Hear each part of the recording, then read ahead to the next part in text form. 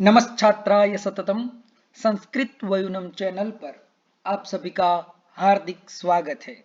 यदि आपने अभी तक संस्कृत वयूनम चैनल को सब्सक्राइब नहीं किया है तो सब्सक्राइब करें संस्कृत वयूनम।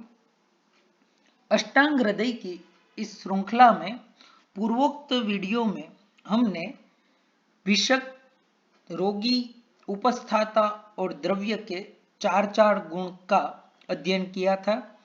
अब आगे एक नए उपक्रम का प्रारंभ करते हुए व्याधि के कितने प्रकार है और उनके लक्षण को निर्दिष्ट करते हुए महर्षि वाग्भट्ट कहते हैं, सुख साध्यादिकस्य व्याधि चतुष्टयस्य लक्षणम उच्यते। यानी सुख साध्य इत्यादि जो व्याधि है, सुख साध्य, कृच्छ साध्य, याप्य और अनुपक्रम, इस चार प्रकार की व्याधियों के लक्षण जो है वह हमें बताते हैं। तो एक प्रक्षिप्त श्लोक यहाँ पर लिखा हुआ है, साध्यो साध्य इति व्याधिर द्विधा तो पुनर्द्विधा। यानी मूलतया हमने अध्ययन किया था कि व्याधि के दो प्रकार है, एक तो साध्य और असाध्य। यानी जिनका इलाज हो सके, जिनकी चिकित्सा हो सके, वह व्याधि है साध्य, और जिनकी चिकित्सा नहीं हो सकती, वैसी यदि कोई व्याधि है, रोग है, तो वह है असाध्य। यदि आपको यहाँ पर पता हो साध्यो साध्य ऐसा यहाँ पर लिखा हुआ है, तो यहाँ पर किस सूत्र से कौन सी संधि हुई है आपको पता हो तो आप बता सकते हैं। संधि विच्छेद कुछ इस प्रकार से होगा, साध्य धन असाध्य, फिर साध्य के स्थान पर स के स्थान पर रेप और होकर साध्यो असाध्य ऐसा बनता है। फिर संधि होने की वजह से बीच में खंडाकार करके साध्यो साध्य यह रूप निष्पन्न हुआ है। फिर यह साध्य और असाध्य जो व्याधि है वह फिर से दो प्रकार की हो जाती है, जिसमें सुख साध्य और कृच्छ्र साध्य है, और असाध्य में याप्य और अनुपक्रम है। तो उसमें से सर्वप्रथम जो है सुख साध्य व्याधि, उनका लक्षण निर्दिष्ट करते हुए कहते हैं, सर्वौषध क्षमे देहे युनः पुंसो जितात्मनः अमर्मगोल्पहेत्वग्र रूप रूपोनुपद्रवः अतुल्य दुष्य देशर्तु प्रकृति पाद संपदि ग्रहेष्वनुगुणेष्वेक दोष मार्गो नवः सुख। तो सुख साध्य आदि के लक्षण क्या क्या है? तो सबसे पहले बताया सर्वौषध समय देह, कि जो रोगी है उनका देह कैसा होना चाहिए, उनका शरीर सौष्ठव कैसा होना चाहिए। तो सभी प्रकार की जो औषधियां है उनको सहन करने वाला होना चाहिए। फिर यूनः यानी उनकी अवस्था कैसी होनी चाहिए, यदि रोगी जो है वह तरुण है, वयस्क है, युवावस्था संपन्न है, तो वह जल्दी से ठीक हो सकता है। फिर पुंसः यानी मनुष्य में भी पुम जाति जो है वह कठोर जाति है, ठीक है, पुरुष, तो वह भी जल्दी से ठीक हो जाते हैं। फिर जितात्मनः यानी जो अपने आत्मा मन इंद्रियों का निग्रह कर सके, जो संयम रख सके, जो सदाचार का सद्वृत्त का पालन कर सके, ऐसा यदि रोगी है तो वह उनकी व्याधि भी सुख साध्य हो सकती है। फिर अमर्मगः कि व्याधि जो है वह अपने मर्म स्थान तक न पहुंची हुई हो तो व्यक्ति ठीक हो सकता है। फिर अल्प हेत्वग्र रूप तो निदान हो या अल्प रूप हो, यानी व्याधि जो है उनका ज्यादा विस्तार न हो चुका हो, वह अभी प्रारंभिक अवस्था में हो। अनुपद्रव उपद्रव करने वाली ना हो, शरीर में ज्यादा उपद्रव या फिर मन में ज्यादा उपद्रव करने वाली ना हो। फिर अतुल्य दुष्य देश ऋतु प्रकृति, तुल्य यानी हुआ समान और न तुल्य यानी असमान। तो दुष्य देश ऋतु और प्रकृति जो है वह यदि अतुल्य हो, असमान हो, ऐसी यदि व्याधि हो तो वह भी सुख साध्य व्याधि हो सकती है। फिर पाद संपत्ति, तो पाद की अभी हमने चर्चा की थी, विषक, द्रव्य, रोगी, उपस्थाता उससे युक्त हो, ठीक है, चिकित्सा में। फिर ग्रहेशु अनुगुणेशु, ठीक है, ग्रह सूर्यादि ग्रह है, ठीक है। हमारी भारतीय ज्ञान परंपरा में ग्रहों की बहुत बड़ी महिमा है। हम काफी सारे रत्न जो है, मूंगा का रत्न हो या गुरु का रत्न हो, वह धारण करते हैं। तो जो ज्योतिष शास्त्र है वो भी एक बड़ा ही वैज्ञानिक शास्त्र है, और ज्योतिष और आरोग्य का समन्वय करके भी हम जो व्याधियां है उनका निदान कर सकते हैं।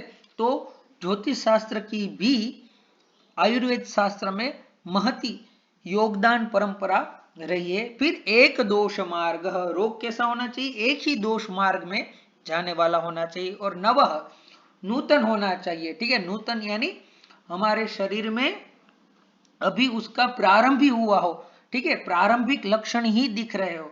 और सुख, तो ऐसे जो है व्याधि, ऐसी व्याधि को हम सुख साध्य कहेंगे। सर्वांग सुंदराकार प्रत्येक शब्द का अब निर्दिष्ट करते हुए कहते हैं, सर्वो सद क्षमे देहे उत्पन्न व्याधि सुख साध्य सुखोपाय, कि जो देह, जो शरीर जो है वह सभी औषधों का ग्रहण करने में सक्षम हो, ऐसे शरीर में उत्पन्न होने वाली व्याधि जो है वह सुख साध्य है, यानी सुख पूर्वक उनकी चिकित्सा हो सकती है। तथा कालेन अल्पेन साध्यति, यानी ऐसी व्याधियों को, ऐसे रोगों को ठीक करने में बहुत ज्यादा समय नहीं लगता, अल्पकाल में ही सारी व्याधि जो है वह दूर हो जाती है और मनुष्य फिर से स्वस्थ हो जाता है। अब सर्वोसद क्षमे इस शब्द की व्युत्पत्ति निर्दिष्ट करते हुए कहते हैं, सर्वाणी औषधानी यह क्षमते, क्षमते यानी सहते, सहन करते, तो सहन करना, सहते, यह सारी समान बात है। तो जो सभी औषधों को ग्रहण करने में समर्थ हो, सहन करने में समर्थ हो, उसी को क्या कहेंगे, सर्वोसद क्षमे, ठीक है, देह का विशेषण है। तो कैसे, तो तीक्ष्ण मध्य मृदु रूपाणी, तीक्ष्ण औषध हो, मध्य रूप औषध हो या मृदु रूप हो, या फिर नाना देश जाने, विभिन्न देशों में उत्पन्न हुआ औषध हो, समन्नानी तथा शोधन रूपाणी तथा विषक्षारादीनी। तो ऐसे जितने भी शमनकारी औषध है, शोधनकारी औषध है, या फिर विष और क्षार से निर्मित जो भी औषध है, उनको जो देह, जो शरीर, जो रोगी ग्रहण करने में समर्थ हो, ऐसे रोगी को कहेंगे सर्वोक्षद क्षमः। तो ऐसे व्यक्ति के लिए व्याधि जल्दी से स्वस्थ हो जाती है। फिर आगे बताते हैं यूनः, यानी वयस्यस्य, तरुणस्य, जो युवा है, जो तरुण है, कुमारावस्था संपन्न है, ऐसे व्यक्ति की भी व्याधियां जो है वह सुख साध्य है। पुंसः न स्त्रियाः, पुम क्यों लिखा श्लोक में, क्योंकि स्त्री का ग्रहण नहीं किया गया है। पुम ग्रहण स्त्री निवृत्त्यर्थम, जो श्लोक में आचार्य ने पुम ग्रहण किया है वह स्त्री की निवृत्ति के लिए है। तो यहां पर आचार्य ने, महर्षि ने स्त्री की निंदा नहीं की है, लेकिन स्त्री की जो विभावना है, उनके शरीर का जो बंधारण, संविधान जो है वह पुरुषों की अपेक्षा कोमल है, पुष्पवत, जैसे पुष्प होता है वह अत्यंत कोमल होता है, मृदु होता है, उसी प्रकार स्त्री का जो शरीर है, स्त्री का जो मन है, क्योंकि स्त्रियां जो है वह ज्यादा भावुक होती है, इसीलिए यहाँ पर पुम ग्रहण किया गया है। इसीलिए तो कालिदास ने भी कहा है कि सुकुमार चित्तम भवति, स्त्रीणाम चित्तम, जो है स्त्रियों का चित्त जो है, हृदय जो है वह पुष्प के समान अत्यंत कोमल होता है। तो वही भाव को लेकर यहाँ पर महर्षि वाग्भट ने पुम ग्रहण किया है, और उसी बात को स्पष्ट करते हुए सर्वांग सुंदराकार कहते हैं, यतः तस्याः सर्वदा भीरुत्वम अबुद्धिमत्वम च, कि स्त्रियां जो है वह भीरु होती है, स्वभाव से ही थोड़ी डरपोक होती है, और अबुद्धिमत्वम, ठीक है, हड़बड़ा, जब भीरु होते हैं तो हम हड़बड़ाहट में पुरुष हो या स्त्री कोई भी कैसा भी काम कर सकता है, तो बुद्धि का प्रयोग नहीं करते। इसीलिए भीरुत्व के बाद अबुद्धिमत्वम लिखा है। स्त्रियां स्वभाव से अबुद्धिमान हो ऐसा नहीं हो सकता। या फिर हम इस बात को ऐसे भी सोच सकते हैं कि आज 21वीं शताब्दी में स्त्रियां जो है वह संसार में अत्यंत आगे बढ़ चुकी है। वह आज पुरुषों के साथ कदम से कदम मिलाकर या फिर पुरुषों से भी आगे बढ़कर काफी सारे व्यवसायों में वह नियुक्त है। तो उसने भी दुनिया देखी है और आज वह भी पुरुष के समान कठोर हो चुकी है, कर्मठ हो चुकी है। लेकिन आज से पहले 500-700 साल पहले यदि हम देखें, महर्षि के काल में हम देखें, तो स्त्रियां जो है वह सिर्फ अपने घर के दायरे में ही रहती थी। तो उन्हें संसार का इतना अभिगम नहीं था, उनको तो अपने परिवार से ही मतलब था। तो वह राजकाज या फिर अन्य जो आर्थिक या अन्य जो कोई भी व्यवस्था थी वह नहीं देखती थी। तो इसलिए उसमें दुनियादारी जैसी चीज नहीं थी। इसीलिए यहाँ पर आचार्य ने अबुद्धिमत्वम ऐसा लिखा है। क्योंकि हम अक्सर ऐसी पंक्तियां जब संस्कृत साहित्य में पढ़ते हैं तो जो पंडितम मन्या है, ठीक है, जो अपने आप को पंडित मान लेते हैं, ठीक है, वास्तव में नहीं है, ऐसे लोग पंडित इन वाक्यों का अर्थ का अनर्थ कर देते हैं और फिर कहते हैं कि शास्त्रों में स्त्री की निंदा की गई है, यहाँ पर आचार्य ने ऐसी निंदा कर दी इसलिए संस्कृत नहीं पढ़नी चाहिए या फिर आयुर्वेद नहीं पढ़ना चाहिए। नहीं, आचार्य ने कोई भी बात जो है वह बिना मतलब के नहीं की है, क्योंकि वह तो दीर्घदृष्टा होते थे, वह तो आत्मज्ञानी होते थे। तो वह कभी गलत बात नहीं कह सकते। यदि हम उनकी बातों को गलत कहते हैं तो हम अत्यंत बड़े मूर्ख हैं। ठीक है, तो इस प्रकार की बात यहाँ पर है। इसलिए पहले भी हमने जब भिषक के गुणों को देखा तो वहां पर भी एक पद लिखा था, तीर्थार्थ शास्त्रार्थ, अपने गुरुजन के पास से सही सही तरीके से शास्त्र के अर्थ को अवगमन करने वाला वेद्य होना चाहिए। तो यह बात यहाँ पर याद रखना आप लोग। अतः यथोक्तानुरूप गुणाभाव, इसीलिए स्त्रियों में जो है वह अनुरूप गुण और का अभाव रहता है। सातु यस्मात् तीक्ष्णौषधानि न सहते, या फिर स्त्रियां जो होती है वह तीक्ष्ण औषध जो है, गर्म औषधियां, उनको सहन नहीं कर पाती। क्यों नहीं सह कर पाती? सौकुमार्यादि योगा, क्योंकि उनका शरीर जो है वह अत्यंत सुकुमार रहता है, पुष्प की तरह। इसीलिए जितात्मनः, फिर दूसरा पद बताते हैं, अलोलुपस्य, जो लोलुप नहीं है, अथवा जित आत्मा एना, जिन्होंने अपनी आत्मा को जीत लिया है, ठीक है, जिन्होंने अपने मन इंद्रियों पर विजय प्राप्त कर ली है। विषयाभिलाषम परिहरतः, यानी जिनकी इंद्रियां चंचल नहीं है, क्योंकि हमारी जो 5 ज्ञानेन्द्रिया है, ठीक है, श्रोत्र, त्वक, चक्षु, जिह्वा, घ्राण, यही सबसे पहले किसी भी विषय देश में जाती है और वह विषय देश में जाकर वह संदेश मन को प्रेषित करते हैं। और यदि मन उसमें लालायित हुआ तो वह जितात्मा न रहकर अजितात्मा रह जाता है, अपने ही इंद्रियों से, अपने ही मन से हार जाता है। इसलिए भगवान श्री कृष्ण ने भी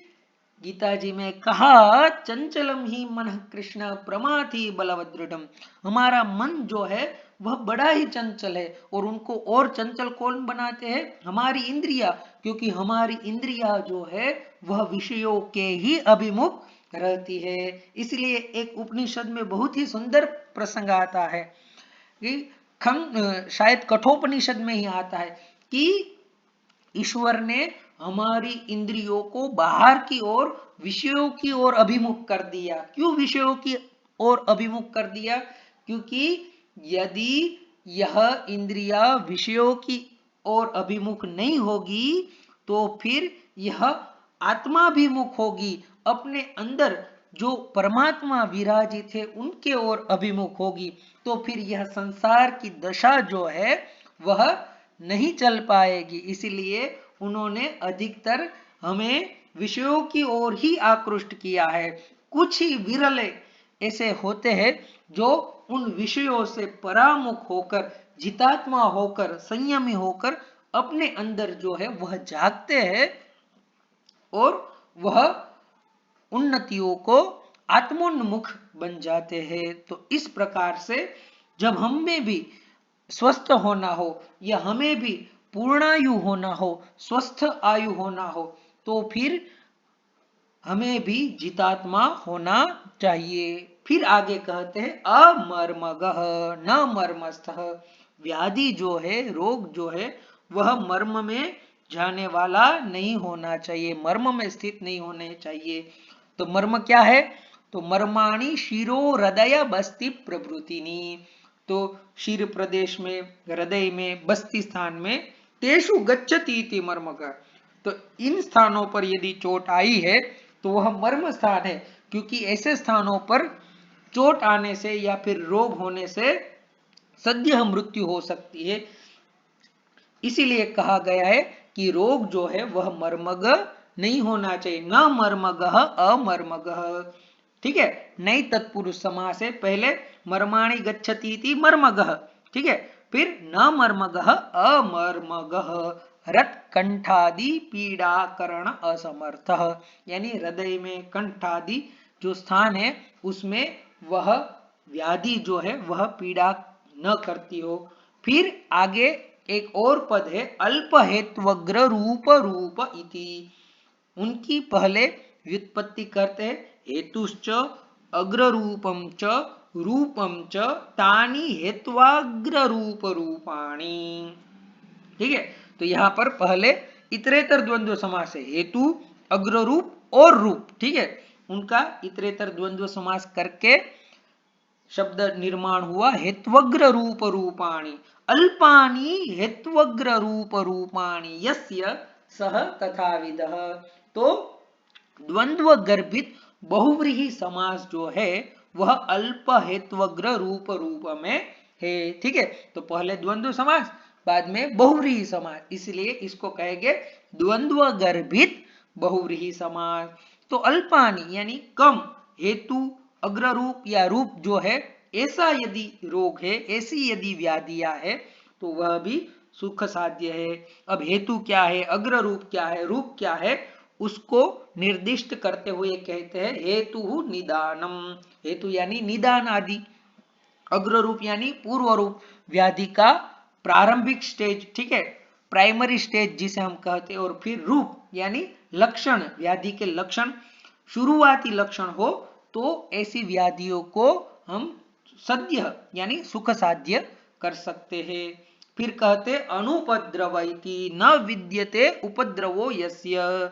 ठीक है, जिसका उपद्रव न हो, जो हमारे शरीर को, मन को उपद्रवित न करे, परेशान न करे, ऐसी यदि व्याधि हो तो ऐसी व्याधि को अनुपद्रव कहेंगे और वह व्याधि सुख साध्य हो सकती है। उत्पन्नस्य व्याधेः अनंतरम जायते यह अन्यः व्याधि। ठीक है, तो ऐसी व्याधि है जो एक रोग के बाद दूसरे रोग को लाए, दूसरे के बाद तीसरे को लाए, तो यह उपद्रव करने वाली होगी। ठीक है, न तल लक्षण भूत, यानी ऐसा जिसका लक्षण नहीं है। ठीक है, जैसे क्लास में काफी सारे बच्चे हो तो उसमें से एक उपद्रवी लड़का है, यदि उसको शांत न किया जाए तो वह दूसरे को, तीसरे को, चौथे को उपद्रवी बना देता है। उसी प्रकार से व्याधियां भी उसी उपद्रवी लड़के के समान होती है।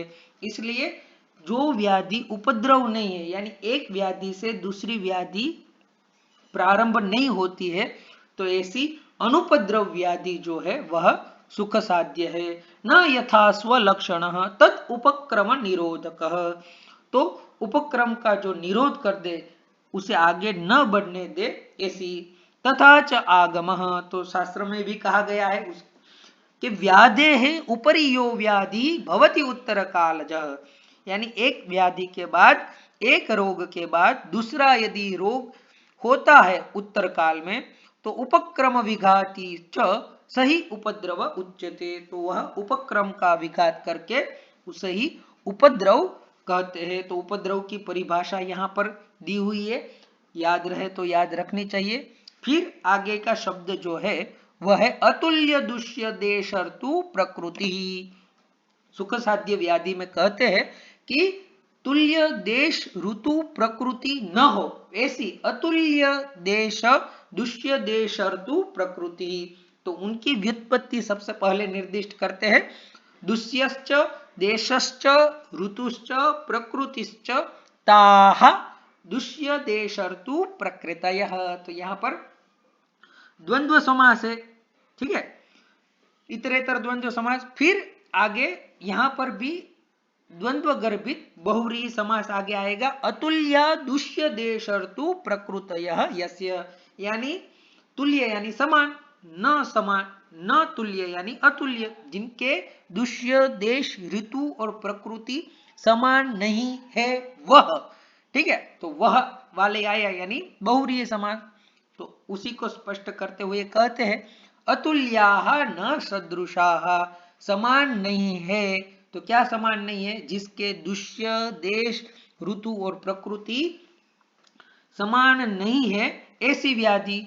जैसे कि अब उदाहरण की तरह बताते हैं, यथा दुष्ये मेदो मज्जादो अनुपदेशे शीतर्तो आतुरः वात प्रकृति तस्य कुपितम पित्तम सुख साध्यम इति। यदि कोई बीमार व्यक्ति है, रोगी है और उनकी प्रकृति वात है और वह अनुपदेश में रहता है, जलप्राय देश में रहता है और वहां पर अभी ठंडी की मौसम चल रही है और उनके मेद और मज्जा जो है वह दुष्य हो चुके हैं और उनमें उनके शरीर में यदि पित्त कुपित हुआ है तो ऐसे व्यक्ति का पित्त जो है कुपित पित्त वाला वह सुख साध्य हो सकता है। अब प्रत्येक के ऐसे ही उदाहरण दे रहे हैं। अतुल्य दुष्य का उदाहरण देते हुए, एग्जाम्पल देते हुए कहते हैं श्लेष्मणा शीतेन रक्तम उष्णम दूषितम। कफ से, ठीक है, शीत कफ से जब रक्त उष्ण दूषित होता है तो वह भी सुख साध्य है। अतुल्य देशो व्याधि यथा, ठीक है, समान देश न हो ऐसी व्याधि में भी सुख साध्य है। जैसे अनुपदेश पित्त संबूध, अनुपदेश में यदि पित्त उत्पन्न हो जाए तो वह भी सुख साध्य है, अतुल्य देश है। फिर अतुल्य ऋतु यथा शरदी कफोद्भव, शरद में कफ उत्पन्न हो जाए। या फिर अतुल्य प्रकृति यथा, जैसे कि पित्त प्रकृते है श्लेष्मोद्भवो व्याधि। तो इस प्रकार से सारे दुष्य देश ऋतु प्रकृति सभी के अतुल्य के उदाहरण जो है वह हमें सर्वांग सुंदराकार ने स्पष्ट कर दिए। इससे आप इस श्लोक में जितने भी पद हमने आगे देखे, ठीक है, जैसे कि सर्वोक्षद क्षमे देहे यूनः पुंसः जितात्मनः अमर्मगः अल्पहेत्वग्र रूप रूपः अनुपद्रवः अतुल्य दुष्य देश ऋतु प्रकृति ही। तो इसमें यह पद जो है वह अत्यंत प्रधान है, क्योंकि सर्वांग सुंदराकार ने अपनी कमेंट्री में, अपनी टीका में इसी पद की सबसे ज्यादा चर्चा की है और उसी के विषय में ज्यादा बताया है। तो यह चीज जो है अतुल्य दुष्य देश ऋतु प्रकृति, इनका आपको गहन अध्ययन करना चाहिए। ननु अतुल्य दुष्य देश ऋतु प्रकृतित्वात् असो कृच्छ्र साध्य याप्यो वा प्राप्त न सुख साध्य अनेक सुख उपक्रम साध्यत्वात्। अब किसी छात्र ने गुरुजी से पूछ लिया, गुरुजी आप कहते हैं कि तुल्य देश न हो ऐसे दुष्य देश ऋतु प्रकृति जो है वह सुख साध्य है, लेकिन मेरा ऐसा मानना है कि अतुल्य दुष्य देश ऋतु और प्रकृति के कारण व्याधि जो है वह कृच्छ्र साध्य या याप्य हो सकती है। यह पद आचार्य ने, वाग्भट्ट ने गलती से शायद रख दिया होगा, क्योंकि न सुख साध्य, यह व्याधि अतुल्य दुष्य देश ऋतु प्रकृति वाली जो व्याधि है वह सुख साध्य नहीं हो सकती। क्यों? क्योंकि अनेक सुख उपक्रम साध्यत्वात्, क्योंकि उनसे अनेक सुखों का उपक्रम हो रहा है। यतः दुष्यादीनाम अतुल्यत्वात् परस्परम अन्य एव उपक्रमः, क्योंकि दुष्य देश ऋतु प्रकृति यदि अतुल्य रहेंगे, असमान रहेंगे, तो उनसे एक नया ही उपक्रम शुरू हो जाएगा। एक सुखोपक्रम सुख साध्यो व्याधि, यदि एक ही सुख का उपक्रम हो रहा है, प्रारंभ हो रहा है, तभी व्याधि को हम सुख साध्य कहेंगे। अतएव साध्य याप्य परित्याज्य मेहा श्लेष्म पित्तवातुत्थाः, कि साध्य और याप्य से परित्याज्य जो प्रमेय है, श्लेष्म पित्त और वात से उत्थित, तो वह समासमक्रियतया महात्यया तयापि च इत्येवं निर्दिशति। इसीलिए प्रमेय प्रकरण में यह बात बताई गई है कि प्रमेय जो है वह याप्य या फिर कृच्छ्र साध्य है। तथा प्रभावत्वात् प्रमेयाख्यस्य व्याधेः यद उत श्लेष्म प्रमेयः समक्रियत्वात् साध्यः।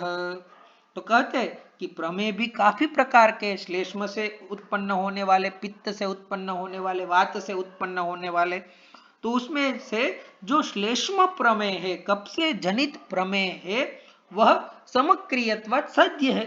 लेकिन पित्त से जनित जो प्रमेय है वह विषम क्रियत्वात्, वह विषम क्रिय होने से याप्य है।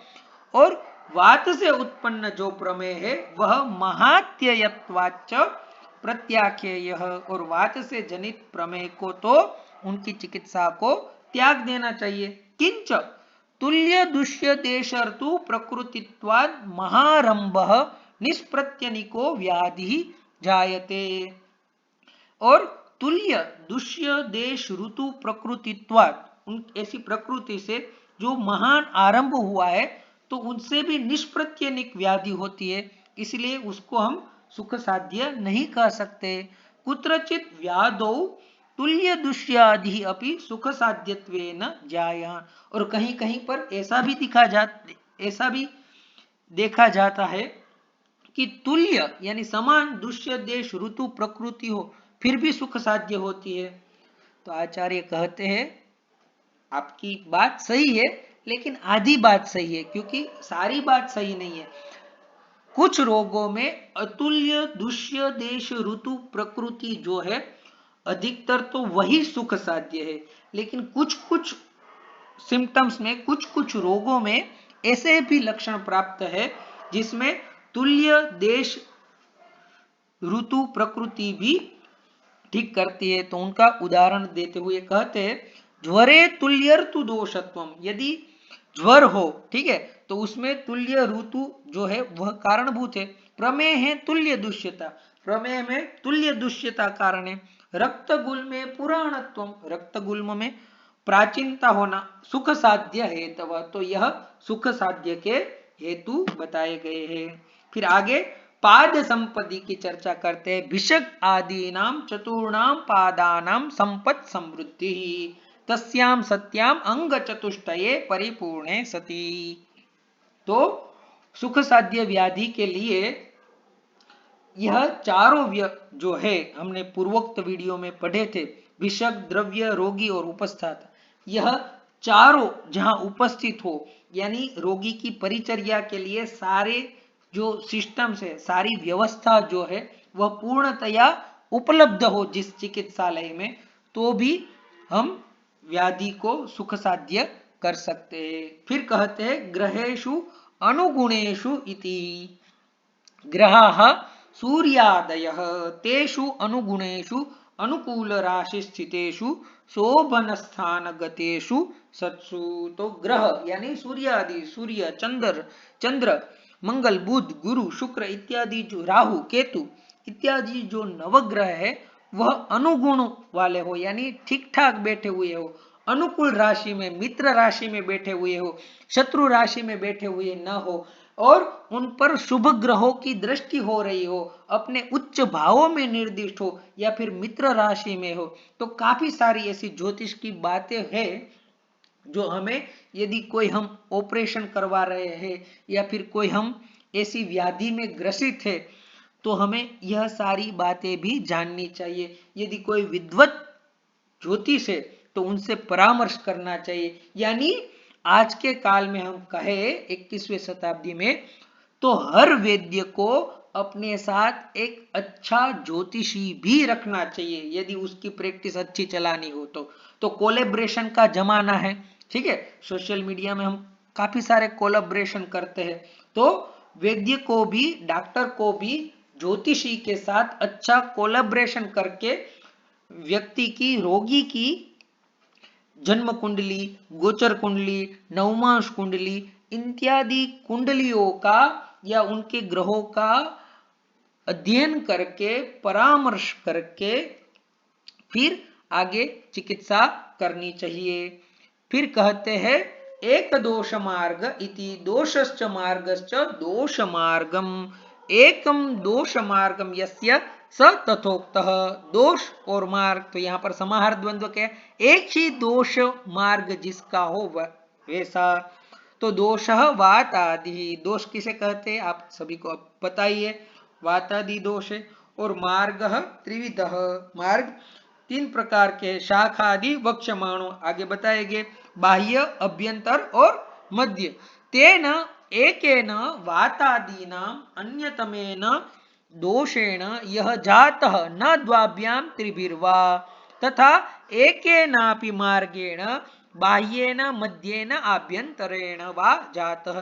तो एक ही दोष से उत्पन्न हुई व्याधि हो, ना कि दो या तीन दोषों से उत्पन्न व्याधि हो, उसी प्रकार से एक ही मार्ग से आई हो, बाह्य मार्ग, मध्य मार्ग या अभ्यंतर मार्ग से, अन्य मार्ग से न आई हो, तो ऐसी जो व्याधि है एक दोष मार्ग व्याधि, ऐसी व्याधि को भी आप सुख साध्य में परिगणित कर सकते हैं। फिर कहते हैं नवो न जरठ, बहुत पुराना रोग न हो। इसीलिए कहा भी जाता है, अर्थशास्त्र इत्यादि ग्रंथों में कहा गया है कि रोग और शत्रु का उन्मूलन तुरंत ही करना चाहिए, ठीक है। उसमें किसी भी प्रकार की परहेज या असावधानी नहीं रखनी चाहिए। अचिरोत्पन्न इत्यर्थ, यानी नया नया रोग हो तभी ही उसे टाटा बाय बाय ऐसा कह दे, यानी वैद्य को मिलकर उनका निराकरण कर दे।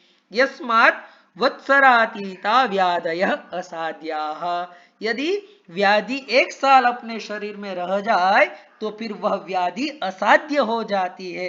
इसीलिए व्याधि के समय हमें किसी भी प्रकार के आलस्य किए बिना या फिर अच्छा हो जाएगा, ठीक हो जाएगा, ऐसा नहीं करना चाहिए। स तथा विदो व्याधि सुख सुखे न साध्यते, तो इस प्रकार के जो लक्षण निर्दिष्ट किए हैं, ऐसी व्याधि सुख साध्य है। तथा च ग्रंथ सुख साध्य सुखोपाय कालेन अल्पेन साध्यते, तो जो सुख साध्य व्याधि है, सुखोपाय से, सुखो उपायों से युक्त है, ऐसी व्याधि अल्प काल से ही सिद्ध होती है। तो इस प्रकार से हमने प्रस्तुत वीडियो के माध्यम से सुख साध्य व्याधि के जो लक्षण आचार्य ने निर्दिष्ट किए हैं, उनका सर्वांग सुंदरा के साथ अत्यंत गंभीर अध्ययन किया। तो आशा है आपको यह वीडियो अच्छा लगा होगा। यदि आपको यह वीडियो अच्छा लगा हो तो इस वीडियो को लाइक करें, और काफी सारे दर्शक गण ऐसे हैं जो वीडियो को देखते हैं लेकिन संस्कृत वयूनम चैनल को सब्सक्राइब नहीं करते, 80% सब्सक्राइबर देखकर चले जाते हैं। तो ऐसे दर्शक गण से विनंती है कि यदि आपको कुछ उपलब्ध ज्ञान हो रहा है तो संस्कृत वयूनम चैनल को सब्सक्राइब करें और अपने प्रतिभाव हमें अवश्य कमेंट बॉक्स में बताइए। अस्तु, धन्यवाद।